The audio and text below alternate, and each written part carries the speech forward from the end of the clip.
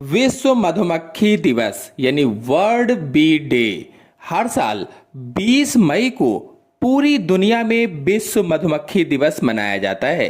यह दिन मधुमक्खियों के महत्व को समझाने के लिए मनाया जाता है।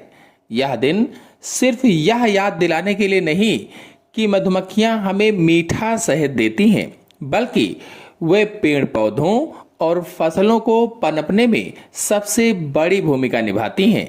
और कैसे? तो पॉलिनेशन के द्वारा। अगर मधुमक्खियां ना हों तो दुनिया में अनाज और फलों की भारी कमी हो जाएगी। उन्हें बचाने का संदेश देने के लिए यह दिन मनाया जाता है। इस प्रकार हमारे पूरे पर्यावरण और इंसानों को जिंदा रहने के लिए मधुमक्खियां सुपर इंपॉर्टेंट हैं। आइए इसके बारे में सब कुछ बहुत ही आसान शब्दों में विस्तार से जानते हैं। सबसे पहले जानते हैं कि विश्व मधुमक्खी दिवस का इतिहास क्या है। आधुनिक मधुमक्खी पालन की शुरुआत करने वाले दुनिया के पहले और महान मार्गदर्शक एंटोन जानसा का जन्म 20 मई सन 1734 को स्लोवेनिया में हुआ था। उन्होंने दुनिया को सिखाया कि मधुमक्खियों को बिना नुकसान पहुंचाए उनका पालन कैसे किया जा सकता है। साल 2017 में संयुक्त राष्ट्र ने सर्वसम्मति से फैसला लिया कि हर साल 20 मई को विश्व मधुमक्खी दिवस मनाया जाएगा। इसके बाद पहली बार यह दिन 20 मई 2018 को मनाया गया था। चलिए जानते हैं कि मधुमक्खियां हमारे लिए कितना जरूरी हैं, यानी जो मधुमक्खियां हमारे लिए इतनी जरूरी क्यों हैं।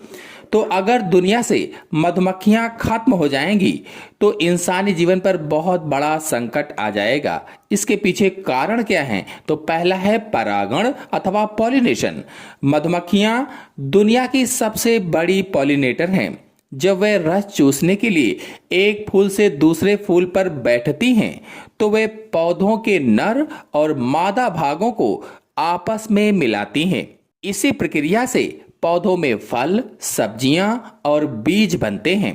दुनिया की लगभग 33% यानी कि 1/3 फसलें और हमारे द्वारा खाए जाने वाले 100 में से 90 मुख्य फल, सब्जियां और अनाज मधुमक्खियों के परागण के कारण ही पैदा होते हैं। मधुमक्खियां जंगलों और घास के मैदानों को हरा भरा रखने में मदद करती हैं, जिससे अन्य पशु पक्षियों को भोजन और रहने की जगह मिलती है।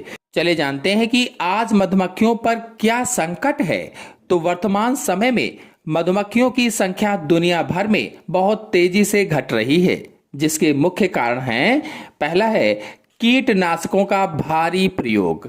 तो फसलों पर छिड़के जाने वाले खतरनाक रसायन मधुमक्खियों के दिमाग और उनके उड़ने की क्षमता को नुकसान पहुंचाते हैं, जिससे उनकी मौत हो जाती है। फिर दूसरा है मौसम में बदलाव यानी क्लाइमेट चेंज। तो तापमान के असंतुलित होने से फूल समय से पहले या देर से खिलते हैं, जिससे मधुमक्खियों को समय पर भोजन नहीं मिल पाता है। अगला है जंगलों और पेड़ पौधों की कटाई।